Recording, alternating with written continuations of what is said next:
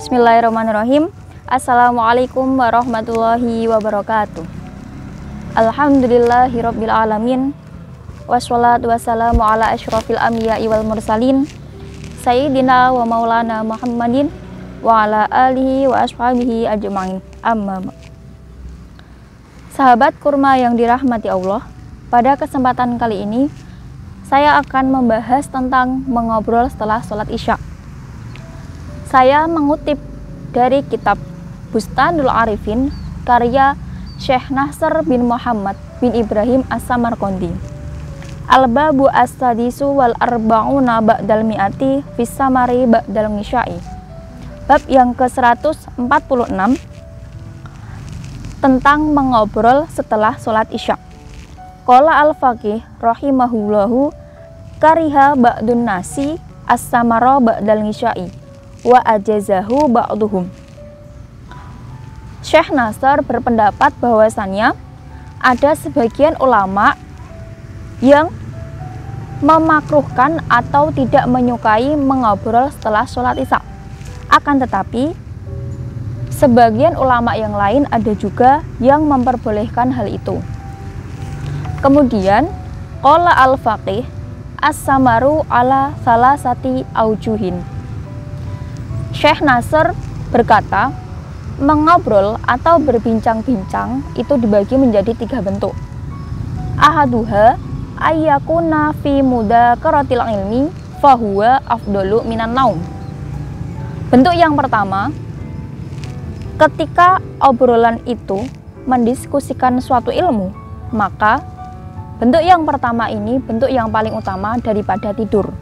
Kemudian wasani ayyakuna as-samaru fi asatiril awwalina wal ahadisil kadhibati wasukhriyati wa dhuhki fahuwa makruhun. Bentuk yang kedua ialah ketika obrolan itu mengenai atau tentang berbagai hikayat atau cerita orang-orang yang terdahulu, kemudian berbagai cerita tentang kebohongan-kebohongan, ataupun bercerita tentang mengolok-olok atau saling menghina, atau bahkan berbincang-bincang itu hanya mengandung canda tawa. Nah, maka bentuk yang kedua ini sangat dimakruhkan atau sangat dibenci. Karena apa? Karena tidak bermanfaat. Kemudian bentuk yang terakhir, bentuk yang nomor 3, wasalisu ayyatakallamu lil mu'anasati wa yajtanibu al-kadiba wal qaulal batil fala ba'sa bihi. Bentuk yang ketiga ialah ketika kita bercakap-cakap atau berbincang-bincang untuk mengakrabkan diri, menjauhi kedustaan dan menjauhi ucapan-ucapan yang batil, maka tidak mengapa. Maksudnya di sini maka diperbolehkan ketika berbincang-bincang mengenai hal tersebut. Lalu di sini juga dijelaskan bahwasannya wal kafu anhu afdalu linnahi alwaridi fihi. Ketika kita menahan diri dari mengobrol di malam hari, maka hal itu yang paling utama. Faida fangalu, di sini juga dijelaskan faida fangalu dzalika fayambaghi ayyakuna ruju'uhum ala dzikrillahi ta'ala wa tasbihi wal istighfari hatta yakuna khotmuhu bil khair.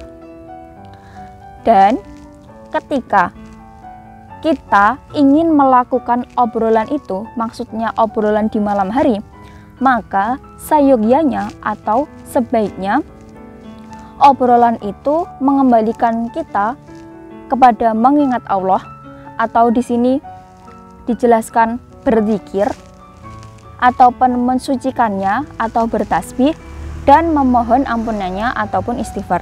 Sehingga ketika kita di malam hari ingin mengobrolkan terkait zikir, tasbih, istighfar, maka obrolan tersebut akan berakhir dengan sebuah kebaikan. Kemudian wangan Aisyata radhiyallahu annaha qalat la yasmuru illal musafiru awil musolli. Dari Sayyidatina Aisyah radhiyallahu anha bahwasanya beliau berkata, jangan seseorang itu mengobrol di malam hari, kecuali yang pertama ia sebagai musafir, dan yang kedua ia orang yang sholat, maksudnya orang yang sholat di malam hari.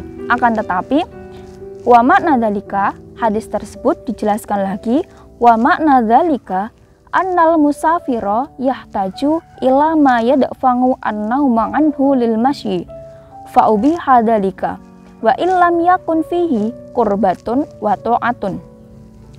Hadis yang diriwayatkan dari Sayyidatina Aisyah tadi dijelaskan, maksud musafir di sini ialah ketika ia mengobrol, maksudnya mengobrol untuk mengusir rasa ngantuk pada dirinya sendiri untuk melakukan suatu perjalanan, maka ia diperbolehkan mengobrol di malam hari, walaupun obrolan tersebut tidak ada suatu ibadah, pendekatan diri dan ketaatan kepada Allah. Wal musolli idza samaro summa shalla fayakunu naumuhu ala sholati wa khatama samaruhu bitu'ati. Sedangkan ketika ada orang yang sholat, apabila ia telah mengobrol di malam hari, kemudian ia sholat, maka tidurnya itu setara dengan pelaksanaan sholat tersebut, dan ia mengakhiri obrolan malamnya itu dengan suatu ketaatan. Nah, itu saja yang bisa saya sampaikan. Bisa disimpulkan bahwasannya mengobrol di malam hari itu ada 3 bentuk. Yang pertama tadi di paling utama, yang kemudian yang nomor 2 dimakruhkan, kemudian yang nomor 3 itu boleh, tidak mengapa. Mungkin itu saja yang bisa saya sampaikan. Banyak salah saya mohon maaf. Saya akhiri. Wassalamualaikum warahmatullahi wabarakatuh.